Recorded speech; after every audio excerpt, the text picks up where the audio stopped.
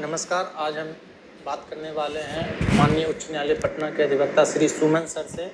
सुमन sir से जानना चाहेंगे कि सर यूथेनेसिया क्या होता है और भारत में यूथेनेसिया का क्या प्रभाव है, और जो लेटेस्ट जजमेंट आए हुए हैं उनके बारे में सुमन सर से कुछ जानकारी प्राप्त करते हैं हम लोग। इधर Harish Rana versus state union of India का जजमेंट आया है, लेकिन इस जजमेंट को देखने से पहले हमको जो है अरुणा शानबाग का केस और कॉमन कॉज का जजमेंट जो 2018 में आया था उसके रिस्पेक्ट में हम उसके लाइट में हम देखेंगे तो एक बेहतर समझ इससे क्रिएट होती है। लेकिन हम पी रतिनाम और ज्ञानकौर के जजमेंट को भी नहीं भूल सकते जो माननीय सुप्रीम कोर्ट ने जजमेंट दिया है, उसमें कुछ चीज़ों को रेखांकित किया है। तो पी रतिनाम और ज्ञानकौर का जजमेंट जो है आईपीसी की धारा 309 के तहत था, उसके एम्बिट में था, हालांकि उसको आर्टिकल 21 को भी वो टच कर रहा था। लेकिन जब हम हरीश राणा का जजमेंट देखते हैं तो ये आर्टिकल 21 को टच कर रहा है। आर्टिकल 21 अपने आप में जो एक है, जो हमारा कॉन्स्टिट्यूशनल मैंडेट है, वो हमारे डिग्निटी को, एक लाइफ को एक डिग्निटी के साथ वो जोड़ता है कि एक व्यक्ति को गरिमा के साथ जीवन जीने का अधिकार है। अब प्रश्न ये है कि गरिमा होती क्या है और गरिमा कहाँ मेरा इन्फ्रिंज होता है, गरिमा कहाँ मेरा खराब होता है। तो प्रश्न है कि यदि किसी व्यक्ति को लाइफ सपोर्ट सिस्टम पर यानी पेलिएटिव केयर पे रखा जा रहा है, क्यूरेटिव केयर काम नहीं कर रहा, पेलिएटिव केयर पे रखा जा रहा है और उसके लाइफ स्पेन को हम लंबा जरूर कर देते हैं पेलिएटिव केयर से, लेकिन उसकी लाइफ ये नॉर्मल लाइफ हो नहीं पाती है। और इससे क्या होता है कि उस व्यक्ति को भी डिस्ट्रेस की सिचुएशन का सामना करना पड़ता है, उसके परिवार को भी डिस्ट्रेस का सामना करना पड़ता है और फिर उसकी पूरी सोसाइटी, उसकी पूरी परिवार कोलैप्स कर जाती है, इकोनॉमिक रूप से, इमोशनली रूप से, मेंटली रूप से। तो इन्हीं सारे समस्याओं को देखते हुए और जो लॉ का इवोल्यूशन है, वो इवोल्यूशन भी ये कहता है कि सोसाइटी के रिस्पेक्ट में लॉ का इवोल्यूशन भी होता है, सोसाइटी के जरूरतों और चीज़ों को समझते हुए। तो जो सोसाइटी लॉ का भी इवोल्यूशन हुआ, उसके लाइट में भी हम देखते हैं तो ये जजमेंट ज़्यादा प्लॉजिबल है, ज़्यादा रीजनेबल है और जस्ट है।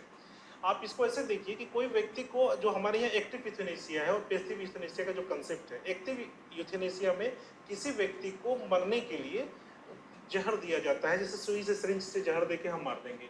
लेकिन पेलिएटिव, ये पैसिव यूथेनेसिया ये है कि हम उसको एक्टिवली नहीं मारेंगे, जिस लाइफ सपोर्ट सिस्टम पे वो जिंदा है उस लाइफ सपोर्ट सिस्टम को हटा लेंगे।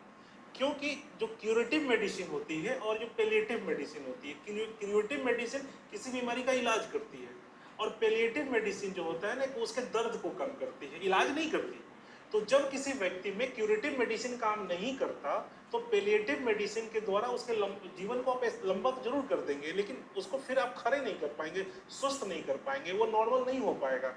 तो हम लोग इस दोनों को लेकर के चलते थे। तो सुप्रीम कोर्ट ने उसमें कहा कि जब कभी दवाई काम नहीं करता, वो नॉर्मल नहीं जीवन जी सकेगा, तो उस पोजीशन में हम पैसिव यूथेनेसिया के द्वारा हम उसको दे सकते हैं और लाइफ सपोर्ट सिस्टम उसको हटा सकते हैं। लेकिन उसमें भी इन्होंने कुछ व्यवस्थाएं की, एक मैकेनिज्म किया है, जिस मैकेनिज्म के तहत उसका 2 टेस्ट होगा, मेडिकल टेस्ट, ठीक है, और कंसर्निंग अथॉरिटी करेंगे। उसके बाद जो है कि पैसिव यूथेनेसिया के तौर पर उस व्यक्ति को एक गरिमापूर्वक जीवन से मुक्ति मिल सकेगी, जो लाइफ सपोर्ट सिस्टम के द्वारा उनके जीवन को बढ़ाया गया था, तो वो ऐसा किया जाएगा, ये व्यवस्था। ठीक है सर, सर से हम लोग जाने अभी पैसिव यूथेनेसिया के बारे में। और सर, माननीय सर्वोच्च न्यायालय का इधर लेटेस्ट कोई जजमेंट जिनके बारे में विधि के छात्रों को जानना चाहिए।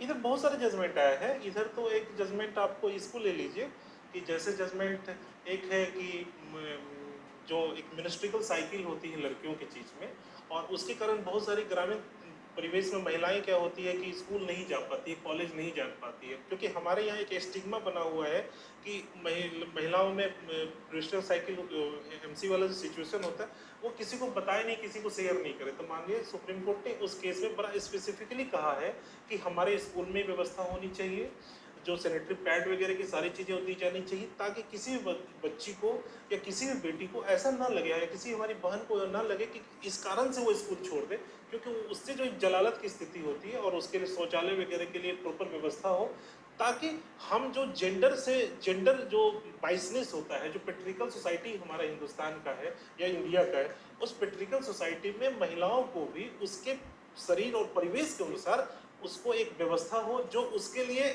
बेहतर हो और वो एक अपना सोसाइटी में अपना योगदान दे सके। जब आधी आबादी को बेहतर सुरक्षा नहीं मिलेगा, बेहतर फैसिलिटी नहीं मिलेगा और उसके परिस्थिति के अनुसार उसको एटमॉस्फेयर नहीं मिलेगा, तो समाज में अपनी मुख्यधारा में नहीं आ पाएगी। और जब मुख्यधारा में नहीं आएगी तो इससे उस महिला का जितना नुकसान है, उससे हमारे देश का नुकसान है, हमारे समाज का नुकसान है। और हम लोग जिस सभ्यताओं में जीते हैं, हमारे वैदिक सभ्यताओं में बहुत सारी महिलाएं वैदिक ऋचाओं का सृजन करती थी, ठीक है। तो ऐसे में महिलाओं को आगे बढ़ने के लिए हमें इन सारी चीज़ों से सामना करना ही पड़ेगा। और उसमें सुप्रीम कोर्ट ने एक अच्छी मैकेनिज्म व्यवस्था की है, जो कि शिक्षक संस्थानों में या जहाँ महिलाएं काम करती हैं वहाँ दी, ताकि जो महिलाएं गरीब वंचित जो भी हैं समाज की मुख्यधारा में है। और जागरूकता पुरुषों में भी जरूरी है, महिलाओं में जरूरी है। इस रिस्पेक्ट में उन्होंने बड़ा इनोवेटिव जजमेंट दिया है उसके बाद। ठीक है, थैंक यू सर। ऐसे ही विधि की जानकारी के लिए आप जुड़े रहिए पटना लॉ क्लासेस से। धन्यवाद। धन्यवाद। सुमन सर नमस्कार।